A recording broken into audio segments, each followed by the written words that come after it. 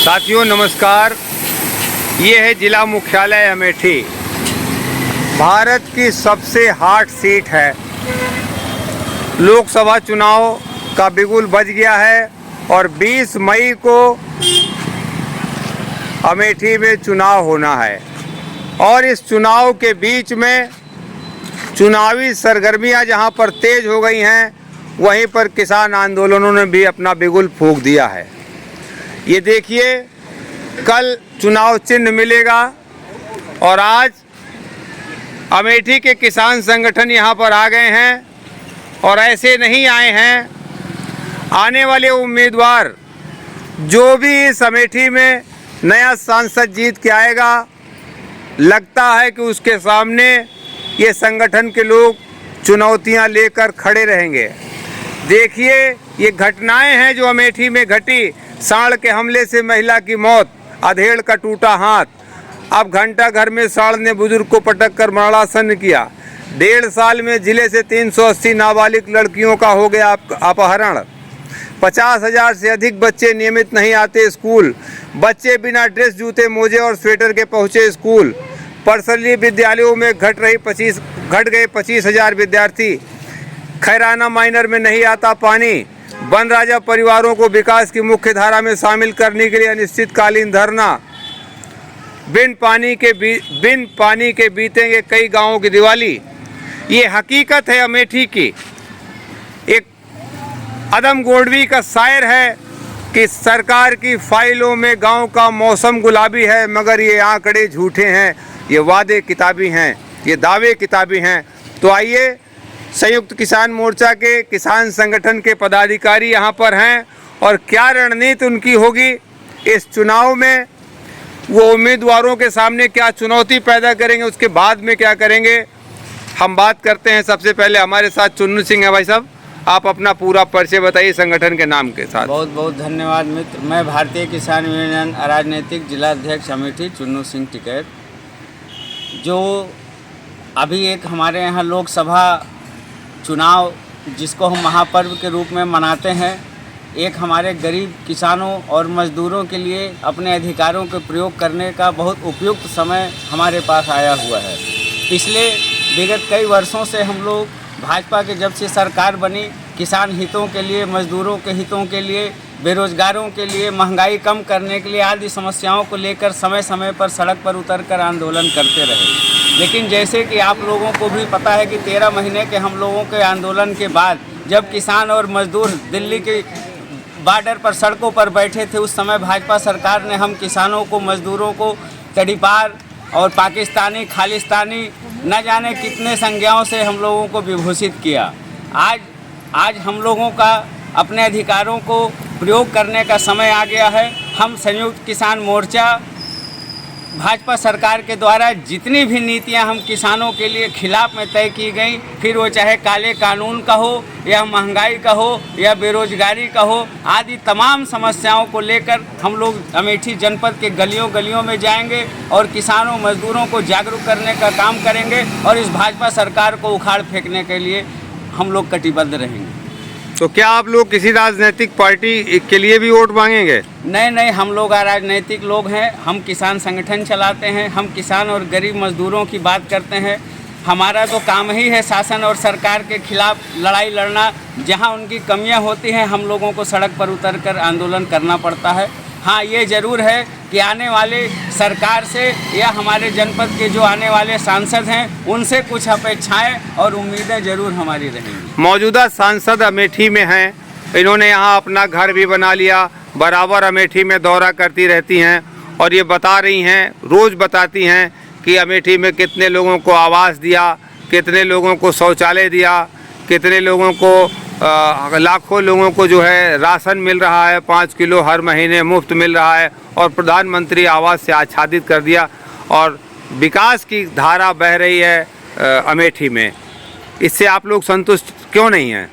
मित्र, ये सांसद जी हैं जो पिछले चुनावों के समय प्रचार में सिर पर सिलेंडर और गले में प्याज की माला और हाथ में चीनी की थैली लेकर चला करती थी। 13 रुपये किलो चीनी दिलवाने का वायदा इन्होंने किया था। प्याज सस्ता करने की बात की थी। सिलेंडर आज जब ये सिर पर लेके टहल रही थी तब 460 रुपये का था। आज भाजपा सरकार के 10 साल के शासन के बाद 1200 रुपये में सिलेंडर बिक रहा है। तो इनसे हम क्या विकास की गाथाओं को समझें। हाँ, यह ज़रूर हुआ कि माननीय सांसद के हमारे मंत्री बन जाने के बाद से अमेठी में जो भी बड़ी परियोजनाएं आने वाली थी उनको भी बाहर ले जाने का काम सांसद महोदय। अमेठी में एम्स बना, 200 बेड का रेफरल अस्पताल बना, इससे आप लोगों को कोई लाभ नहीं है। आज स्थिति ये है मित्र कि यह मेडिकल कॉलेज न बनाते, अमेठी में जो पहले से ही बुनियादी सीएससी और पीएचसी की व्यवस्थाएं हैं उनकी व्यवस्था ही अगर सुदृढ़ कर दी होती तभी भी हमारे अमेठी की गरीब जनता को नर्सिंग होमों में जाकर धक्के खाना नहीं पड़ता, उनका शोषण नहीं होता। क्या है सीएससी और पीएचसी में क्या समस्याएं हैं? आज जितनी भी सीएससी और पीएचसी हैं इनमें न तो योग चिकित्सक हैं, न इनमें जो है सरकारी जांच के लिए उपकरण है, और जहां उपकरण है वहां जांच कर रिपोर्ट देने वाला डॉक्टर नहीं है। जहां डॉक्टर हैं वहां दवाइयां नहीं है, जहां डॉक्टर और दवाइयां दोनों हैं वहां समुचित उपकरण नहीं है। इस तरह की तमाम अव्यवस्थाएं हमारे जनपद में हैं। धन्यवाद जी। आप हैं श्री अजय मिश्र जी, जो बिल्सन बाबा के नाम से मशहूर हैं और बहुत क्रांतिकारी नेता हैं अमेठी के। जी, मेरा नाम अजय मिश्रा बिल्सन बाबा है।